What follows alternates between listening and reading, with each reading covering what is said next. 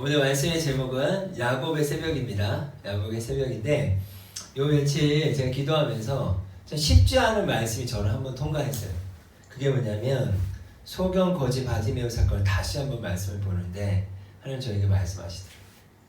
하기나 정말 너가 유일한 소망이 나니?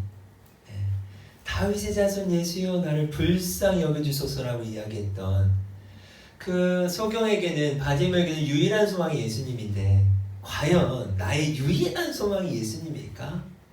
이 질문이 너무 쉽지 않게 다가왔던 것 같아요. 그러면서 오늘 본문 말씀들을 볼 때 내가 넘어야 되는, 직면해야 되는 그런 한계점들이 있구나 라는 생각을 해봅니다. 오늘 말씀은 창세기 31장과 32장 두 장을 좀 커버하도록 하겠습니다. 저번 주 말씀을 좀 복습하면 야곱이 에서를 떠나 도망갔을 때 참 두려움 가운데 있었는데 잠을 자고 있고 돌을 메고 자는데 하나님 말씀하셨죠. 내가 약속에 대한 말씀을 하시고 내가 너와 함께 한다고 주님 말씀하셨는데 우리의 일상의 삶 가운데 지금 이 순간에도 주님이 함께 계시는 걸 우리가 알지 못할 때가 있지만 하나님 뭐라고 말씀하셨냐면 여호와께서 분명히 이곳에 계시는데 나는 그것을 알지 못했다. 이게 야곱의 고백인 거예요. 꿈을 깨자마자 하나님이 이곳에 계시는 나는 그것을 깨닫지 못했다. 우리가 하나님이 어디에나 계신다는 걸 알지만 정말 계신다라는 것을 인식하고 삶을 살아가는지 우리의 삶의 영역에서 그 부분을 도전하자고 함께 도전했던 것 같습니다. 그럴 때 루스라는 지역이 베델이 됐던 것처럼 그가 도망 나와서 두려움 가운데 있었지만 그곳에 하나님이 계신 것을 발견하고 또 깨닫고 그 하나님의 이름으로 말미암아 다시 일어섰던 것처럼 베개를 기둥 삼고 기름을 붓고 하나님을 예배했던 그것이 하나님의 집이요 하늘의 문이 됐던 것처럼 우리 삶의 영역에 하나님의 집이 될 수 있는, 베델이 될 수 있는 그런 도전을 함께 했던 저번 주였습니다. 자, 오늘 말씀은 이제 29장 30장을 넘어가서 31장 32장인데 그 사이에 어떤 사건들이 있냐면 야곱이 라반의 집으로 가게 되고 라헬을 사랑하게 되는데 라헬을 얻기 위해서 몇 년을 일하죠? 7년을 일해요. 근데 라헬을 얻은 게 아니라 레아를 얻게 되고 또 라헬을 얻기 위해서 또 7년을 일했는데 그것으로 끝난 게 아니었죠. 라헬과 레아를 얻었지만 6년을 또 더 일하게 됩니다. 총 따지면 20년을 라반의 집에서 일하게 되는데 그는 어떤 사람이었냐면 늘 속이는 자였잖아요. 근데 속임을 당하게 되는 거예요. 자기가 어떤 마음으로 속였는지 근데 당하는 사람이 어떤 입장인지를 본인이 스스로 겪게 되는 그런 일들이 있었죠. 자, 그런데 어느 날 야곱이 라반과 아들들이 한 이야기를 듣게 되는데 그게 무엇입니까? 질투하는 거예요. 시기하고 질투하는 거예요. 그 이야기를 듣고 하나님께서 야곱에게 말씀하시는 거예요. 이제 넌 다시 돌아가라. 내가 너와 함께 할 것이다. 자, 다시 야곱이 도망자가 되는 순간이죠. 자, 다시 도망자가 된다는 것은 또 쉽지 않은 일이에요. 근데 하나님이 뭐라고 말씀하셨냐면 창세기 31장 13절입니다. 우리 같이 한번 읽어볼까요?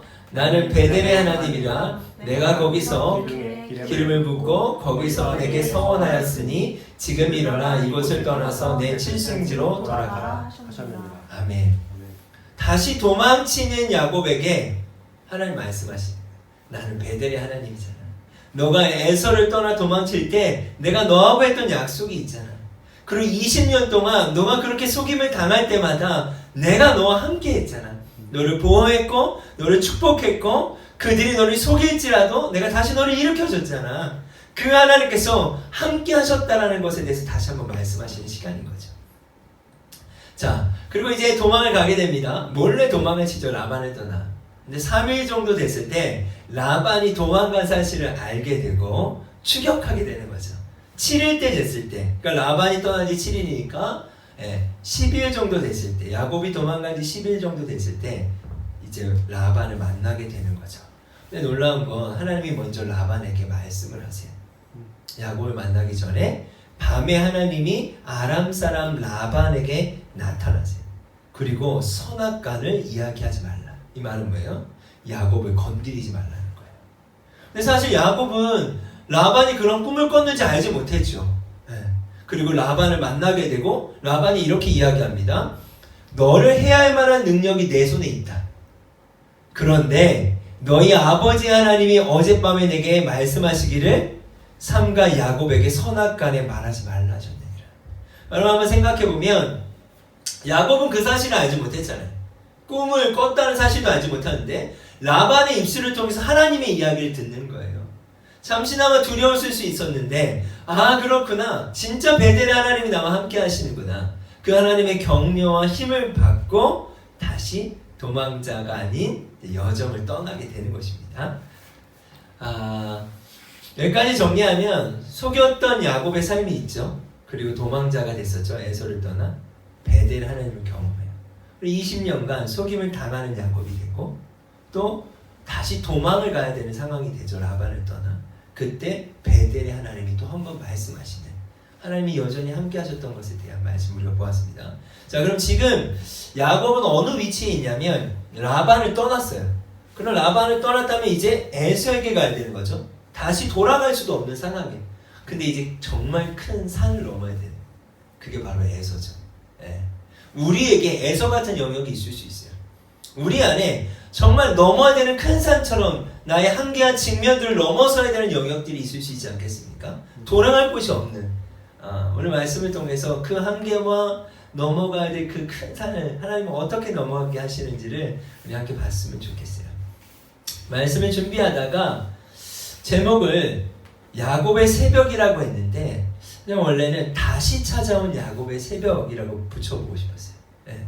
이제 라반을 떠나 이제 다시 에서에게로 가는 야곱에게는 다시 새벽이라는, 어둠이라는 것이 찾아온 거죠.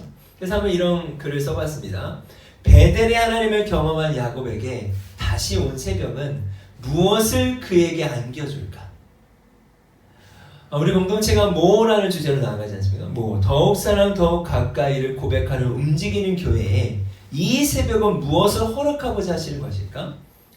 이번 주가 이제 사순절이 시작하는 기간인데 사순절이 시작되는 이 시즌에 하나님은 우리에게 무엇을 말씀하시는 것일까?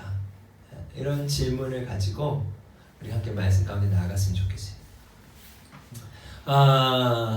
뭘까요? 야곱이 세겜 땅 에돔 들에 있을 때 형 에서에게로부터 자기보다 앞서 사자들을 보낸대요. 자, 이제 형에게 가야 되는데 두려운 거예요. 앞서 사자를 보내는데 뭐라고 표현을 했냐면 종들에게 내 주 에서에게 이같이 말하라 이래요. 내 주의 종 야곱이 이같이 말하기를. 네, 에서를 주로 표현하고 자신은 종으로 표현하는 거죠. 그만큼 뭔가 겸손하게 에서 앞에 서고 싶었던 거죠. 그리고 오해하지 않도록 이렇게 이야기해요. 나에게도 소와 나귀와 양떼와 노비가 많이 있다는 거예요.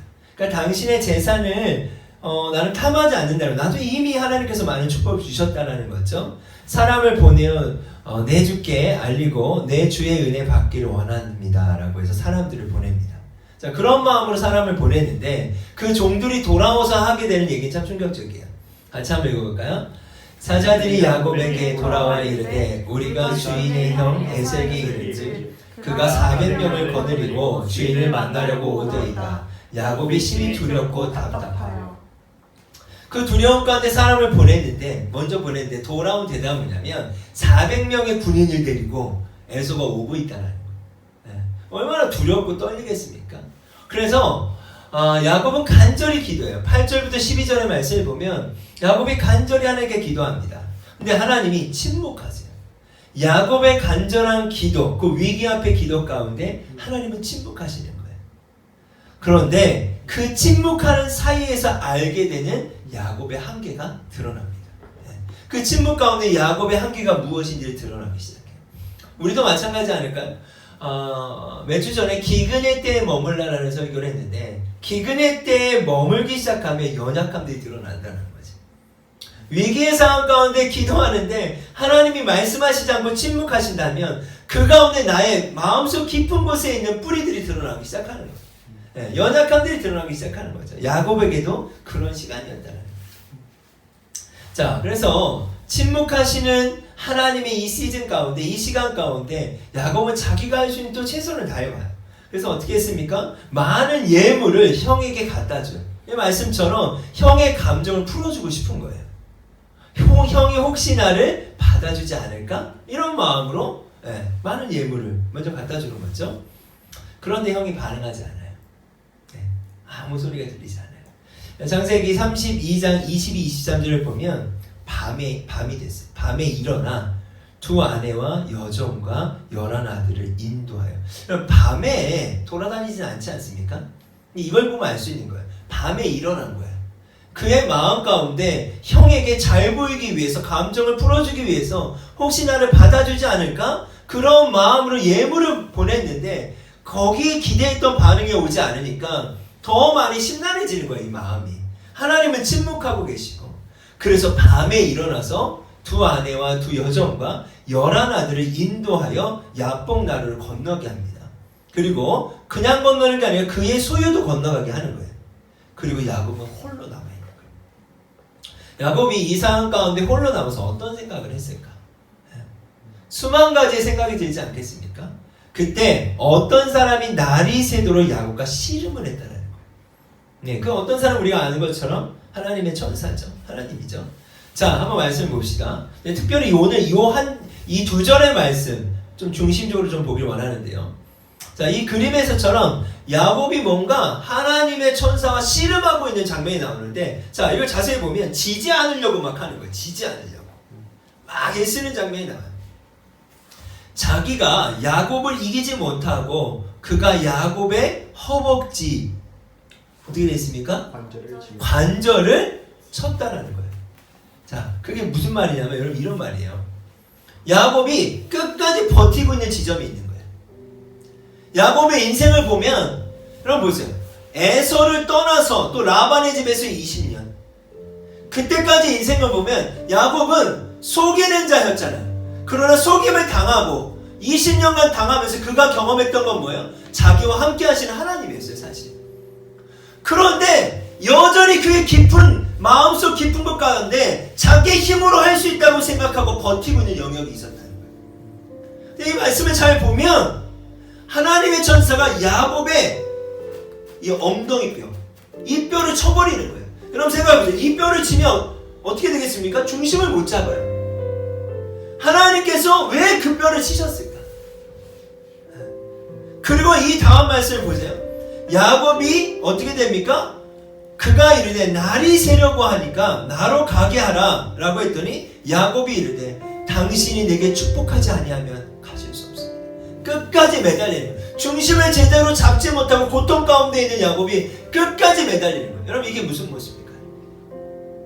이게 무슨 모습입니까? 자, 하나님께 지는 것이 이기는 것인 것을 경험하게 돼요. 자신의 힘을 의지하지 않아도 되는 자유가 야곱에게 임하기 시작하는 거예요. 제가 이 말씀을 묵상할 때 저에게도 이런 영역들이 있더라고요. 하나님을 모르는 건 아닌데 어느 그 영역 가운데 내 힘으로 하고 싶은 거예요. 나를 의지하고 싶은 거고 내가 할 수 있는 방법들을 하고 싶은 거예요. 사실 그게 나의 한계인 것도 아는데 개인적으로도 영적으로 육체적으로 제가 최근에 한계들을 경험해요. 내가 아는데 나의 한계라는 것을 아는데 내가 끝까지 그냥 버티고 싶은 거예요. 근데 하나님께서는 아셨어요. 그렇게 버틴다고 해서 되는 문제가 아니라는 거예요. 그렇게 버틴다고 해서 이것을 넘어갈 수 없다는 걸 아시는 거예요. 그러니까 환도표를 쳐버리는 거예요. 지게 만드는 거예요. 하나님이 지게 만들어버리시는 거예요. 그런데 지는 것이 이기는 것이라는 것을 주님이 경험케 하시는 거예요.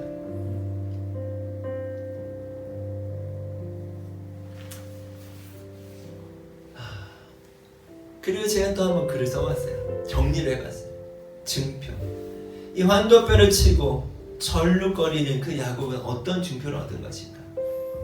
베델의 하나님을 경험했지만 다시 찾아온 어둠과 새벽 가운데 자신의 지혜와 힘을 의지하는 야곱, 오히려 한계를 경험하게 되는 야곱. 자신의 지혜와 힘을 의지할수록 한계를 경험하게 되는 거예요. 그 가운데 하나님은 그의 환도뼈를 치시며 그의 한계의 지점에서 증표를 얻게 하시는 거예요. 야곱에게 있어서 이 환도뼈, 그것이 환도뼈가 상하게 되고 절룩거리게 되는 거. 그럼 이게 어떤 의미일까요? 끝까지 자기가 버텼던 것이 깨지고 마는 순간인 거예요. 여기까지 말씀을 볼 때 어떤 생각이 들었냐면 하나님은 야곱을 너무나 사랑하셨구나. 이 모든 긴 스토리가 야곱 한 사람 때문이었구나. 여러분 개개인의 삶의 영역 가운데서도 우리에게 이런 영역들이 있지 않겠습니까? 야곱 같은 일들이 우리 가운데 있지 않겠습니까? 근데 왜 하나님 그 일들을 허락하실까? 하나님 우리를 사랑하셔서라고 합니다. 우리 공동체의 주제죠.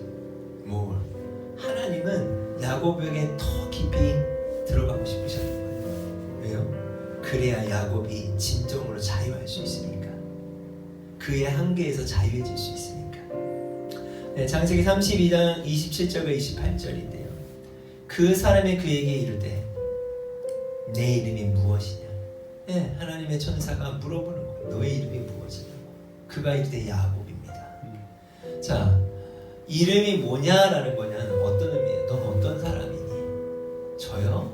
하시잖아요. 저 그냥 야곱이에요. 저 아버지도 속였고 형 에서도 속이고 지금 저 이런 상태에 있는 사람이에요. 형 에서를 만나야 되는데 너무 두려워요.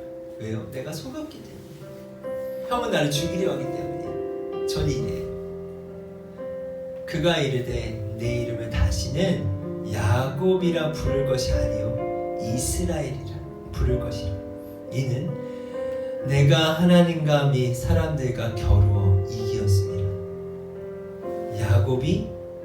야곱아 넌 이제 다른 삶과 인생이 시작된 거야. 주님 이렇게 말씀하시네요. 자, 여기 분명 뭐라고 그랬어요? 이스라엘의 뜻이 뭐예요? 이겼다라는 거예요. 진 게 아니라는 거예요. 하나님은 야곱의 환도뼈를 쳐서라도 지게 하시고 그 진 것이 이긴 것이라고 말씀하시는 거예요. 하나님 우리의 삶의 영역에 끝까지 우리가 버티고 있는 그 지점의 한계 가운데 우리의 환도뼈를 치길 원하시는 거예요. 왜요? 지는 게 이기는 거니까. 하나님은 더 이상 야곱이 아닌 이스라엘이 되길 원하신다는 거죠. 우리 모두에게 하나님은 이스라엘이 되어주고 싶으신 거예요. 더 이상 과거에 그 얽매이지 않아도 되는, 늘 야곱의 마음 한켠에 속이는 자였고 아버지를 속였고 에서를 속였는데 그것을 감추기 위해서 자신의 힘을 더 발휘하고 그것을 감추기 위해 애썼고 그것이 아닌 척 살아가지만 그러지 않을 수 없었던 야곱의 인생 가운데 하나님이 완전한 자유를 주시는 시간. 너 이제 야곱 아니야. 너 이제는 이스라엘이야.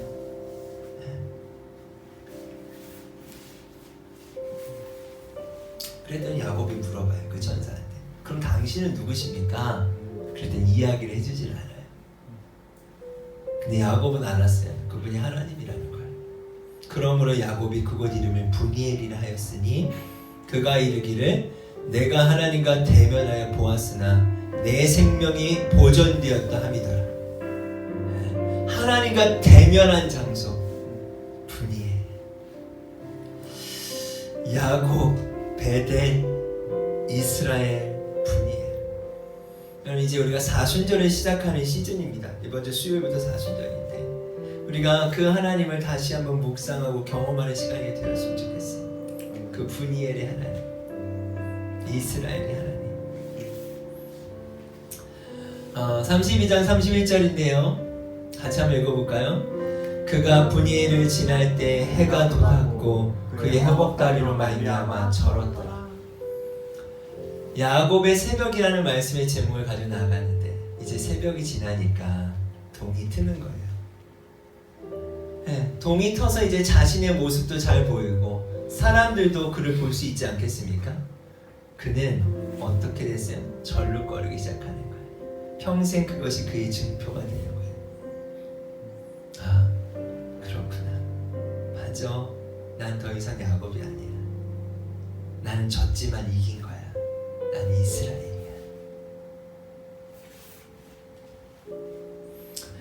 같이 한번 읽어볼까요? 움직이는 교회의 모 사순절이 우리의 새벽 가운데 시작됨을 선포합니다. 할렐루야. 아멘. 그렇게 시작되는 줄 믿습니다.